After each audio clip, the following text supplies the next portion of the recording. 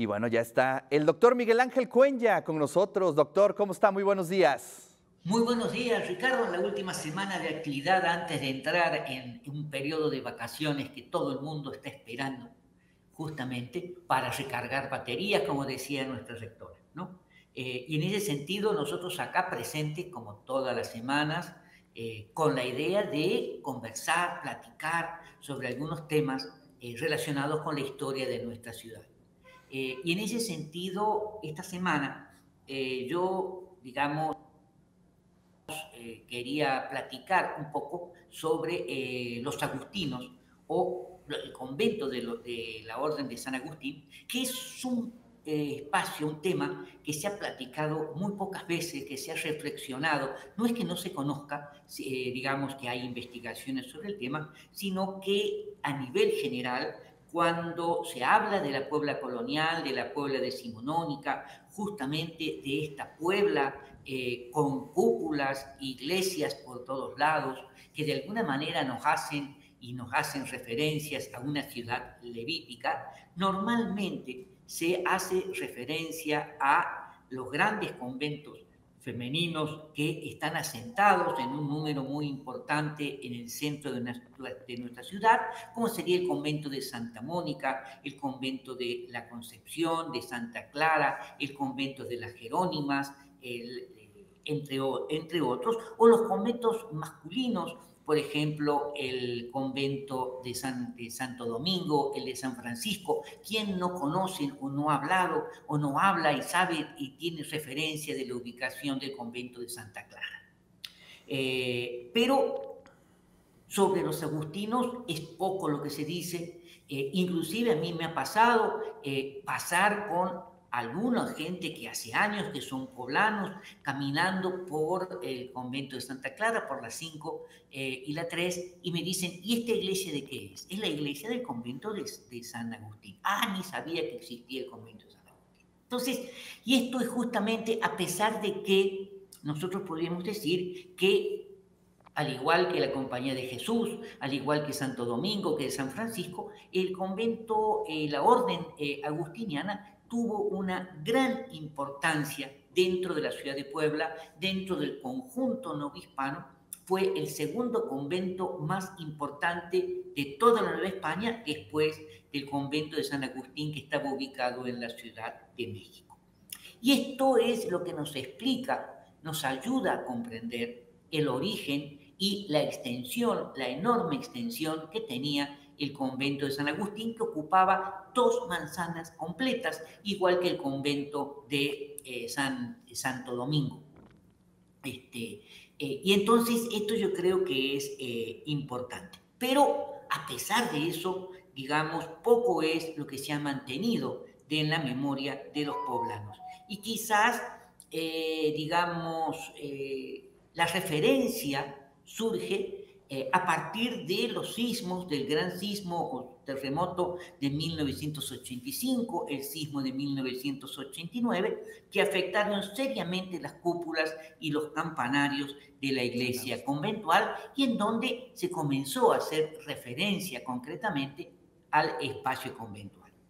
Yo creo que esto merece una reflexión sobre la importancia, sobre la decadencia, sobre la permanencia de los pocos restos que quedan del convento de San Agustín.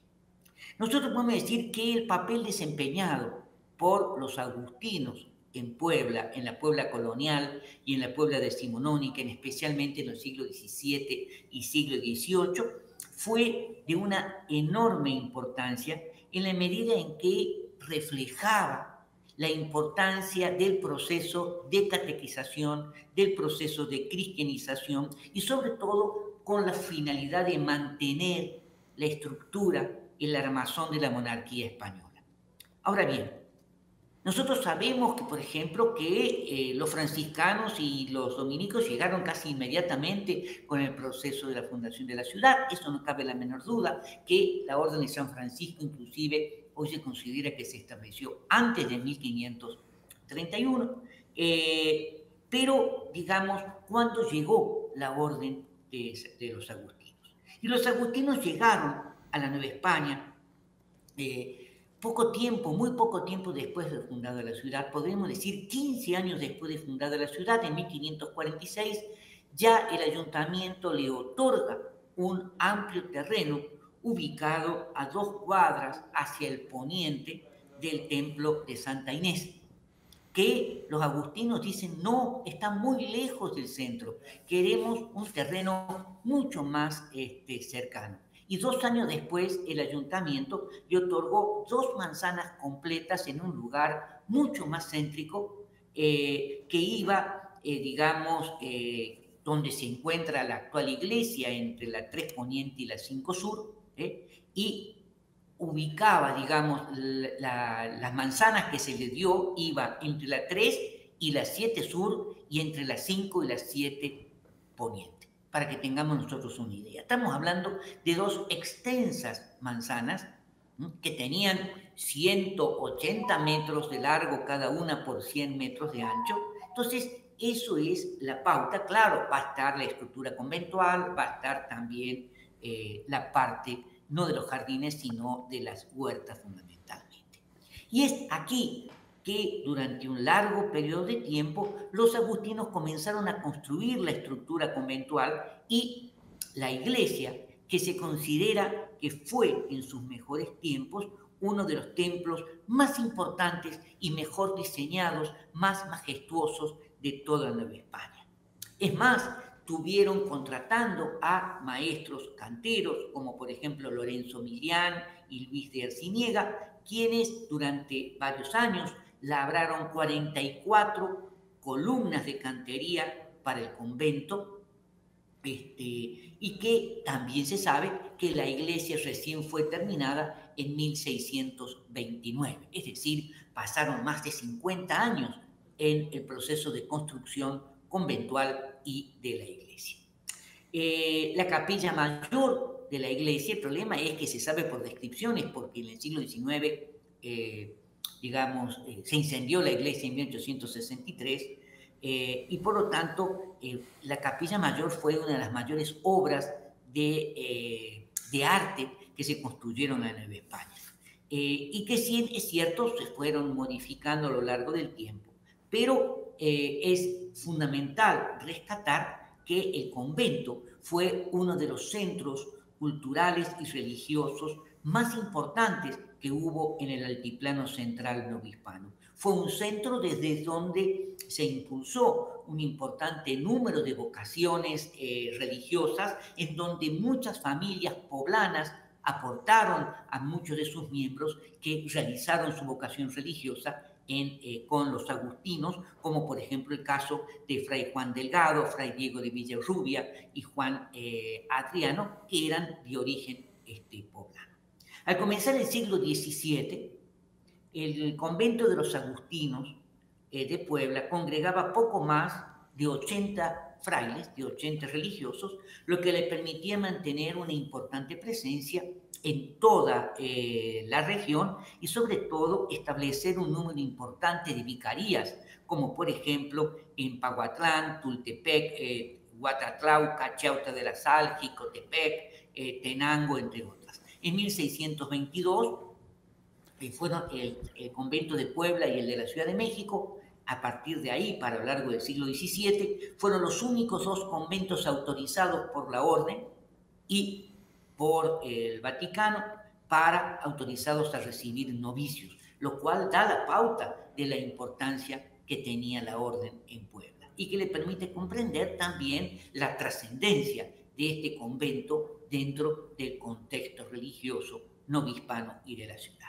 Ahora bien, mientras el siglo XVII y el siglo XVIII, se mantuvieron el periodo colonial, el siglo XVIII, hay una declinación general de todo el proceso, fundamentalmente porque se termina de secularizar las parroquias en todo el territorio poblano, pero el siglo XIX fue un siglo en el cual nosotros hemos hecho muchas referencias los avatares de la guerra civil, cómo la guerra civil afectó fundamentalmente a la ciudad de Puebla. Quizá la ciudad de Puebla fue la ciudad más afectada materialmente con los bombardeos, con las destrucciones, y en donde, como parte de este proceso, el templo y el convento de San Agustín fue uno de los que más sufrió del proceso de destrucción.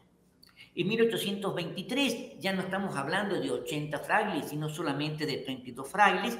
En 1842 apenas alcanzaban 20 religiosos los que vivían en el enorme claustro. Pero claro, ya la presencia del convento, la presencia religiosa de los agustinos había disminuido.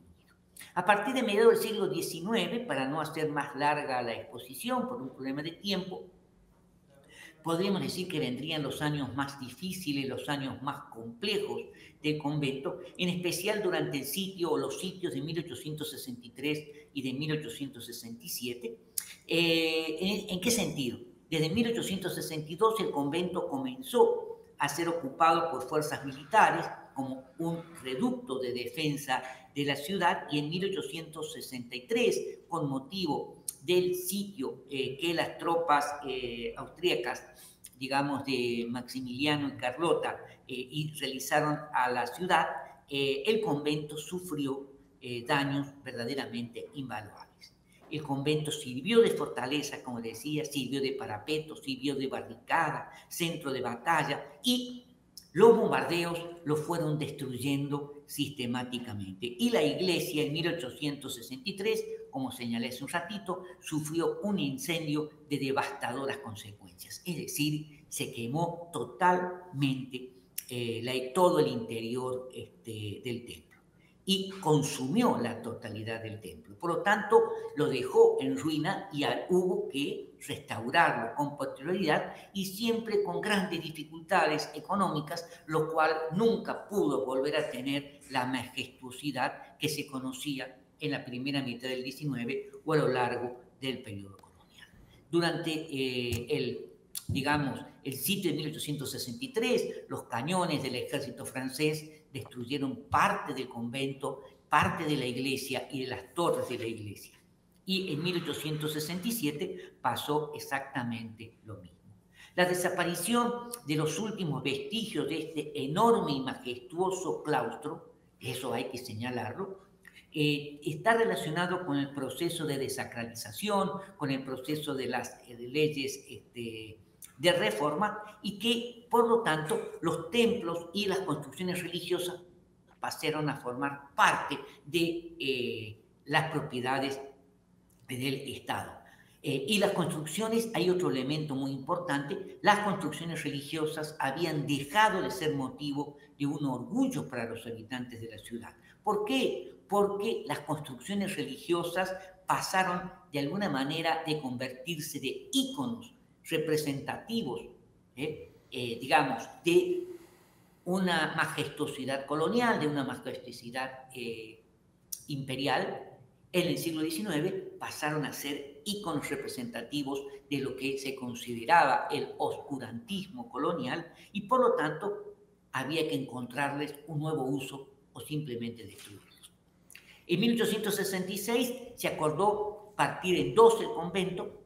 Recordemos que iba desde la 3 hasta la 7 Sur, y se abrió una calle, se decidió abrir la calle de la 5 Sur, partiendo en dos la estructura conventual, con la finalidad de abrir las actividades, no romper la libre circulación, y sobre todo para mayor higiene y ornato. Nunca se pudo construir, o durante mucho tiempo no se pudo construir la famosa calle 5 Sur, y hasta finales de siglo todavía se mantuvieron en estas condiciones. El ayuntamiento puso en venta en las últimas 2 décadas del siglo XIX gran parte de una de las manzanas, digamos la manzana que va entre la 3 y la 5, en venta, y no podían venderse, digamos, por los costos y además por la crisis que estaba atravesando la ciudad. Es decir, esto es parte de cómo fue desapareciendo el convento. Claro, hoy nosotros tenemos una reproducción muy interesante correspondiente a 1869, que hace referencia a la inauguración del ferrocarril Puebla-Pisaco por el presidente Benito Juárez Mori, y en donde se ven al fondo 2 torres, una de ellas destruida. Esa torre destruida y en muy feas condiciones es el convento de San Agustín. ¿Por qué digo esto? Porque en 1903 se va a arreglar por primera vez de nueva cuenta la torre. En 1985, cuando vino el sismo, se volvió a caer la torre y quedó exactamente igual que como había quedado en 1867. Se vuelve a reparar y en 1999, con el segundo sismo, de nueva cuenta queda exactamente. Es decir, las reparaciones se habían hecho mal o no habían tomado en cuenta o en consideración los problemas que correspondían. Eso es, hoy se han reparado y eso es lo que nos queda de la grandeza de este convento, de esta estructura conventual y de esta orden que tuvo tanta presencia en el territorio novohispano. Eso es lo que yo les quería comentar el día de hoy. Gracias, doctor. Pues sí, efectivamente, es increíble si uno, ve las fotos de ese año del 99, cómo se cayó parte de esa estructura, ¿no? Y sí, efectivamente, cuentan las crónicas que es exactamente la misma falla que tuvo en el pasado, exactamente la misma, ¿eh? Exactamente. Es increíble. Doctor, muchísimas gracias. Le mando un gran abrazo. Nos vemos. Recargue todas las pilas. Felicidades y lindas vacaciones. Recargue todas las pilas, que tenemos mucha historia a partir de agosto. Muchísimas gracias, Nos Doc. vemos a comienzos de agosto. Suerte. Hasta luego. Bueno, pues ahí está la voz del doctor Miguel Ángel Cuenya, siempre interesante.